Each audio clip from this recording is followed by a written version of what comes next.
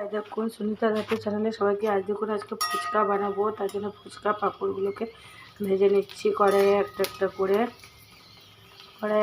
ফুচকা ভাজা হয়ে গেল অলরেডি অনেকগুলো। এই দেখুন ভাজা হয়ে গেল, তুলে নেবো। আর এখানে বন্ধুরা ভাজা হয়ে গেল। আর এখানে আলু ফুচকার জন্য আলু সেনে নিয়ে নিয়েছি, পেঁয়াজ কুচি, লঙ্কা কুচি, বুট ভিজে, সরষে তেল। আর এই দেখুন একটা শুকনো লঙ্কাকে ভেজে নেবো কড়াইয়ে ভেজে নিয়ে একটু লবণ নিয়ে নেবো, একটু জিরে লঙ্কা ভেজে নিলে বন্ধুরা টেস্টটা আরও ভালো আসবে।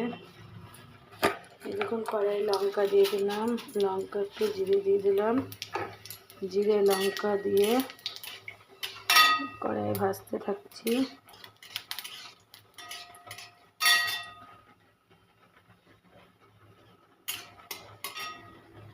ভাজা হয়ে গেল। আর একটু ফুচকাটা দিয়েছে, এই দেখুন রেডি, অনেকটা ভাজা হয়ে গেছে। আলুটা মাখবো। আর এখানে তেঁতুলগুলো জল মশলাতে দিচ্ছি বানাইতে। এটা হলেই ফুচকা অলরেডি তৈরি। সবাই কেমন আছেন? শুভ রমজান মাসের শুভেচ্ছা জানালাম। রমজান মাসের সবাই ভালো আছেন তো? বন্ধুদের কেমন রোজাগুলো কাটছে কমেন্টে জানাবেন। আর আমাদের হিন্দু ভাই বোনদের শুভ হ্যাপি হোলি কেমন কাটাবেন এবছর সবাই একটু কমেন্টে জানাবেন। দেখুন বন্ধুরা লঙ্কাটা এসে ভেজে নিলাম, সেই লঙ্কাটাকে একটু করে মেখে দিচ্ছি জিরেতে লঙ্কাতে একটু চুটে মেখে নিলাম। এই দেখুন লাল করে আমরা আলুটাকে মেখে নেবো ঝাল করে। একটু লবণ দিয়েছি, সর্ষের কাঁচা তেল দিয়েছি, পেঁয়াজ কুচি, লঙ্কা কুচি সমস্ত কিছু দিয়েছি বন্ধুরা।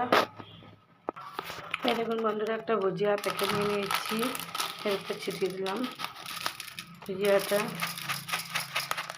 নিয়ে দিলাম। আলুটা মাখা হয়ে গেল, ভুজিয়াগুলো এরপর ছিটিয়ে দিলাম। এই দেখুন একটা ফুচকা নিয়ে নিয়েছি, দেখুন ভাঙলাম ফুচকাটাকে, ভেঙে একটু আলুর পুর ভরলাম। হ্যাঁ ছাগল চলে এসছে। এই দেখুন বন্ধু ফুচকার মধ্যে আলুটা ভরা হয়ে গেল। এবার তেঁতুলগুলো জলটা নিয়ে নিলাম। এই দেখুন আমি আপনারা কে কে ফুচকা খেতে ভালোবাসেন কমেন্টে জানাবেন। টাটা। এই দেখুন ফুচকাগুলো ভাজা হয়ে গেছে।